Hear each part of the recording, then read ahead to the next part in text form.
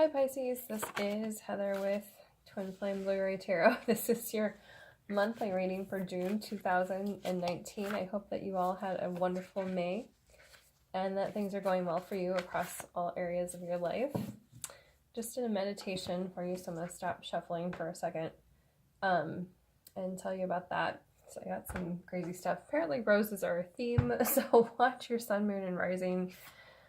I just got this card again, and I think it was Aquarius that got this. And a lot of the messages coming through, I think for in the last few somewhere, have been roses or tulips. So for you, I got Shakespeare's line, "A rose by any other name." So there's something with that, and then I was definitely getting a Shakespeare theme. So there's this dreamlike thing because I was getting Midsummer Night's Dream, and we are coming up on summer solstice, which I think is when that whole thing is supposed to take place. So a very dreamy like June for a lot of you. I should say a lot of us because I'm Pisces too. So should be an interesting month for sure. And I kept getting this song from one of my cheesy guilty pleasure shows that I watch. And it was one of the young girls on the show was singing about coming out of the shadows and stepping into the light, like really coming into her own. And that is, that's what I'm getting for Pisces this month, is really stepping out of the shadows and coming into yourself, coming into your own. All right.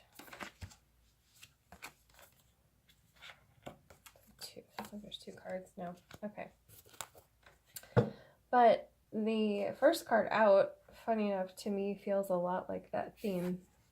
It was the Star card. So when the Star card comes out, you get to make a wish. And that is the card that starts off the whole month. So that's really beautiful.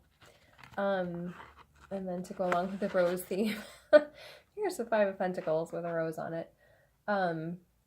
And this is either the feeling left out in the cold card, or it is about giving and receiving help. So you may be receiving help when you need it, and vice versa. And with the Star card here, I'm focusing, it feels like more of a positive spin on the Five of Pentacles. So yeah, it just feels like wishes coming true, dreams fulfilled, having a helping hand or giving one when it's needed. It's a beautiful way to start the month with the Star card there. It's one of the best cards in the deck. So there we go. Second week, we get Ace of Swords in reverse and the Two of Pentacles. The butterfly is always transformation for me. And the Ace of Swords, who does not want to stay upright. Did I say in reverse? Yes, it's in reverse. So this, I'm also seeing this is in both of them. So that infinity symbol, the snake, the rainbow color, especially is the Kundalini rising up through the different chakras up the spine.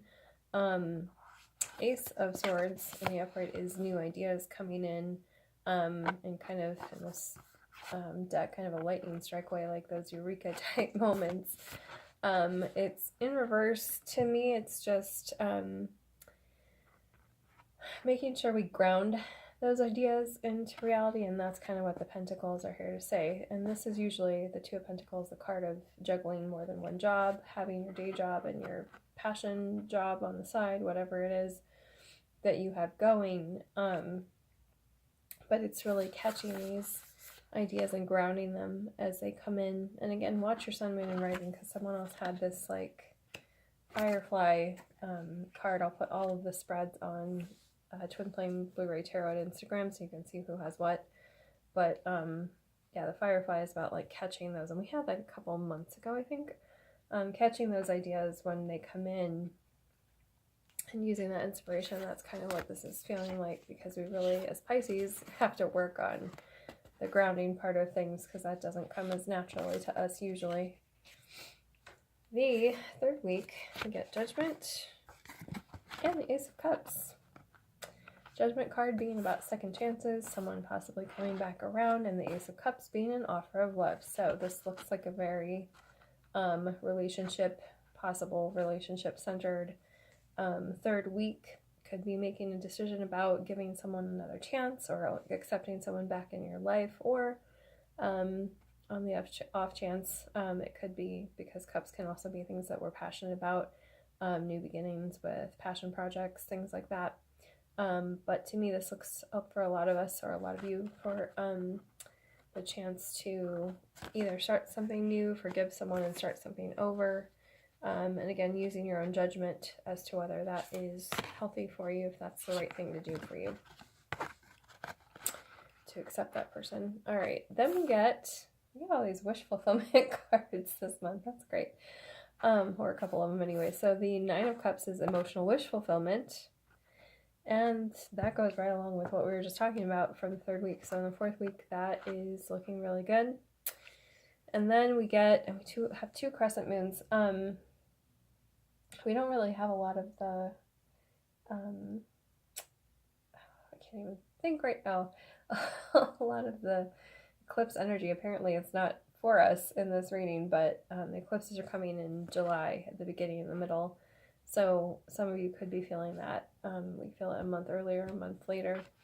But apparently the new moon, or the crescent moon, is making a big appearance this fourth. I don't know when that is, but that energy is coming up a lot for this part of the month. So emotional fulfillment. And then the Four of Cups is one of my not crying over spilled milk cards, but it's also looking at the gifts that the universe is giving you, not focusing on what's done and gone and what's been spilled, especially if you're accepting someone back into your life. It's really about focusing on the forward movement and what the universe is giving you, because there's a lot of emotional fulfillment in this week and in the last couple weeks of June. Okay, the Fairy Forest Oracle by Lucy Cavendish. The Fairy Norn, planning, patience, and cooperation. And she has a unicorn she's working on there. All right. Then we have the Oracle of the Mermaid by Lucy Cavendish as well. There's been so many repeats from this one, so I'm really gonna shuffle, because I would love to see something new come out, but we know how that goes. Spirit picks what it wants to pick. And these are so big, it's hard to shuffle them. What the heck? All right. Ah. That was a repeat from somebody else. All right. I don't know if I think we've had this one at some point in one of the other readings, but it's been a while. So Visions is the card that we get for the Mermaid Oracle. Psychic images, clairvoyant scene, and out-of-body travel. It's a very Piscean card. Then there's the full moon. All right. So the Fairy Norn. She's sitting on a magic mushroom too. She's talking about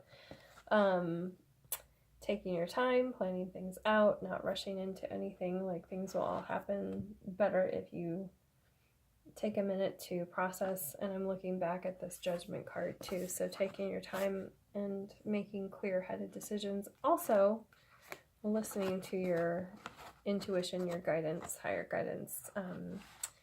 And, Pisces, we're famous for that. So,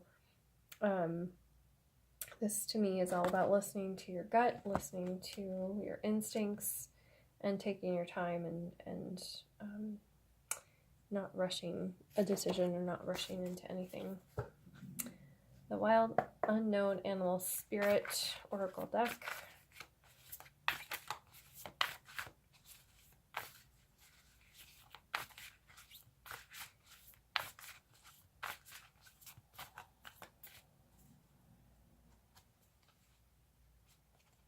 I want this one.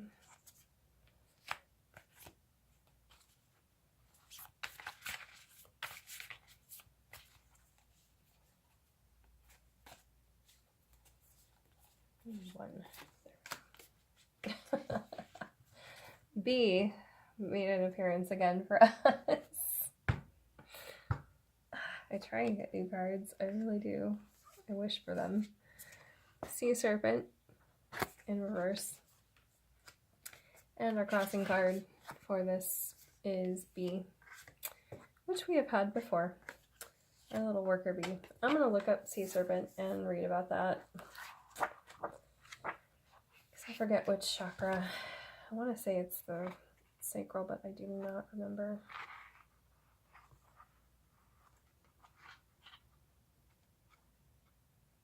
Oh, come on. One page. Yep, second chakra. At least I remember that. Okay, sea serpent. Healing emotional wounds, expressing desires. The sea serpent represents the energy of expression, whether it's emotions, creativity, sensuality, or desire. The sea serpent helps us move and direct our energy into a healthy current. When the essence of this card is in balance, we express ourselves creatively and sexually without fear or shame. We know what we desire most. Our hearts are at ease and our relationships are meaningful and enduring. We loosen the grip of self-judgment and we let the cool waters of forgiveness in to heal our wounds. When the energy of the sea serpent is not yet activated, our emotions and creativity are left in the muddy waters. Our current of expression stagnates in some areas of our lives, and in other places it floods. It's important to remember, no matter what the waters of our emotional lives look like, the sea serpent loves us just the same. Like a mother, she wraps herself around us in a gesture of protection. She supports us as we learn to express our true natures. And that's our little image to go along with sea serpent. She's in reverse, so there's a lot of self-love needing to happen apparently, and I'm like hearing this whole patience thing with that and with like relationships, because relationships always reflect where we are emotionally. And I'm going to read B again because I know he's about the worker bee energy, but I want to see what this has to say. And I think I just read it for someone else, but I can't remember for another sign. Earnest, hardworking, democratic. The bee personality is a delight to be around, especially when there's a team project on the horizon. Bees love to work steadily and thoughtfully until the final task is complete. They are sensitive creatures aware of many subtleties at once. Since they are artists at heart, they usually add creative details to the overall vision. For the most part, they have bustling, joyous personalities until they are too tired from all the work. Then they gripe and then sting. When in balance, content, active, vibrant. When out of balance, overworked, annoyed. To bring into balance, mini vacation. Yes, I second that again. I remember that from I think a couple months ago. So yeah, don't be overworked. Be and honor your emotions. All right, and be patient with yourself and your loved one or loved ones. Okay, so these will all be, like I said, on Twin Flame Blu-ray Tarot Instagram, so you can see all the spreads if you would like, and see what's up with your sun, moon, and rising. You can watch all of those if you so desire as well. If you would like a private reading or to donate to the channel, that information is down below. Thank you, Pisces, for being here. Have a beautiful, wonderful month. Don't forget to be patient with yourself and love yourself, and don't overwork yourself. And if you do, take a mini vacation. All right. Have a gorgeous month, Pisces. Enjoy this summer solstice energy, and I will see you in July. Bye.